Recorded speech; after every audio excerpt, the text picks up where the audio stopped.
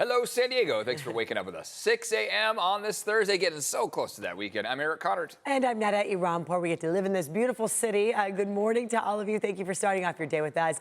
Meteorologist Evan Narani giving us a check of what the weather will be like for today. It's so great to have the daylight already upon us. Yeah, very nice. right? Yes, It's already like 10 minutes post sunrise. Those early risers. I saw a guy walking out his dog very early this morning. It's nice to have a little sunlight with Things you can do in San Diego. Yeah, a little light coming through. Temperatures are really mild in the low 60s to start off the day. We have fewer clouds on hand. That's a big plus. We expect sunshine to be with us rather quickly today. Could be closer to about 7, 8 a.m. that we see some of that clearing close to the coast and inland. In fact, I'd say within the next hour or two, a lot of our inland valleys will see some of that clearing. Mid-70s expected toward the valley floors. Out by the coast, a little bit cooler. Sea breeze continues. Upper 60s for coastal communities. Mountains are going for the mid-70s, and the desert's 98. Now, as we go into the remainder of the week, we do have a little bit of a cool down by the upcoming weekend. We'll have details on that cool down and the uptick in wind that we could start to see again by the weekend coming up in just a few minutes. But for now, I want to send things over to Vanessa Paz. Checking in on traffic at 6:01. 6:01 on your Thursday, Friday Eve. Things are rolling really smooth. In fact, it's a very quiet commute out there. This is what it looks like on the 5 in both directions as you shoot up from downtown San Diego. And you can see that we are looking fairly light this morning in terms of travel. Meanwhile, this is the 15 in both directions right at Mira Mesa as you make your way southbound, headed towards that 163 connector. All right, let's go ahead and see what's happening out on our freeways. We're tracking some sort of incident on the 5 right where it meets the Coronado Bridge. It looks like it is a crash involving a couple of cars. So that may slow things down for you as you're making your way past the 15 split headed northbound towards downtown San Diego. We're also tracking another, or actually not slowing at all. In fact, as you make your way in from the East County, 70 to 80 mile per hour speeds. Steady speeds coming in from Lemon Grove and Santee this morning. Travel times, this is coming in from South Bay, the Chula Vista National City neighborhoods, have you at about 10 to 15 minutes northbound.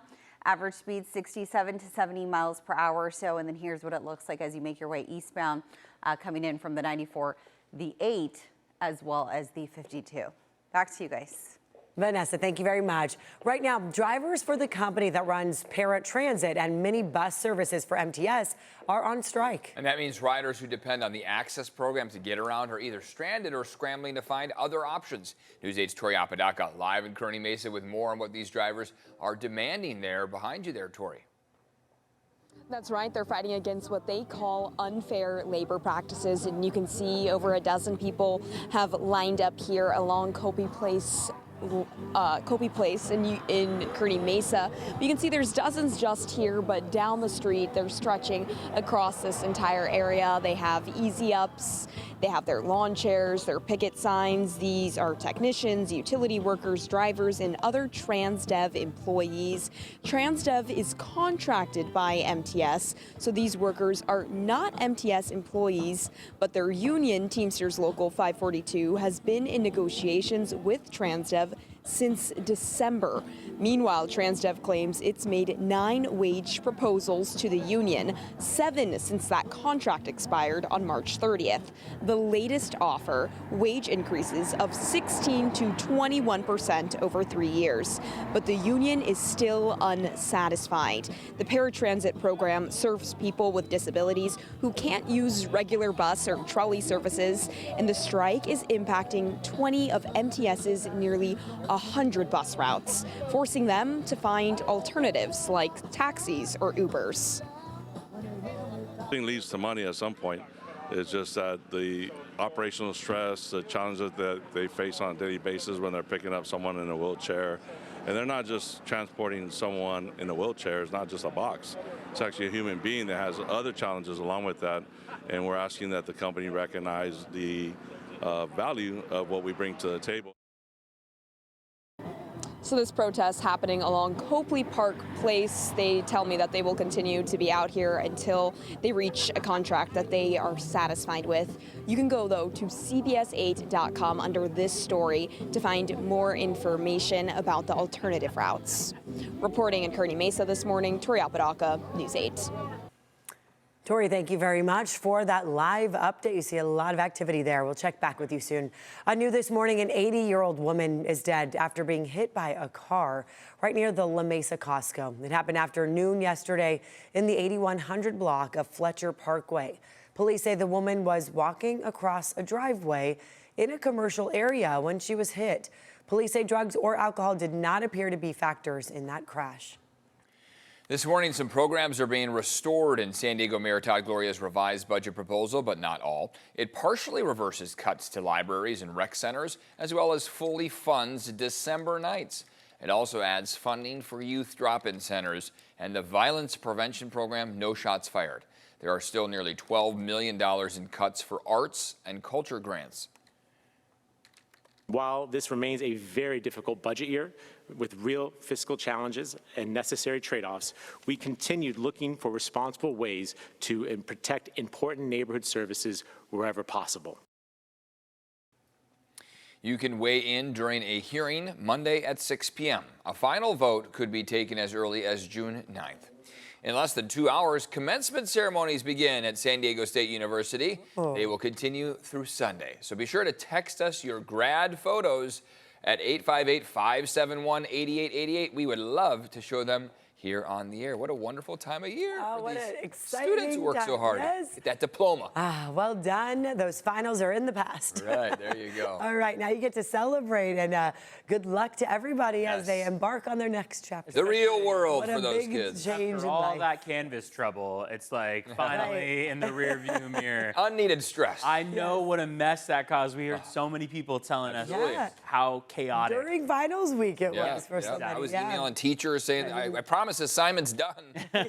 Finally, we're watching for some clearer skies too. It seems like while we do have clouds with us this morning, they're less extensive, meaning they don't stretch as far east, and they're less dense, meaning that you can kind of, in some spots, see through them a bit. And that's going to be the expectation for the day, is that that sun will be with us a little bit quicker in the day than what we saw yesterday, and especially compared to Tuesday. Tuesday was one of those days where those clouds hung on for almost the entirety of the day. Current temperatures out the door, mostly in the 60s. Oceanside is at 60, Carlsbad at 61. You make your way inland, we're mostly in the 50s. Escondido 58, Ramona 55, and Alpine 54 to start off the day. A little bit cooler out toward the local mountains. That's where you see those blue tones and where temperatures have dropped down to the 40s in many cases. Julian, for example, at 45 degrees. Live look outside shows that we can make out that line of sight. You got plenty of the Sweetwater Reservoir extending west. This is that west-facing view from Mount San Miguel. And what we're going to be watching going into the next couple hours is that these higher clouds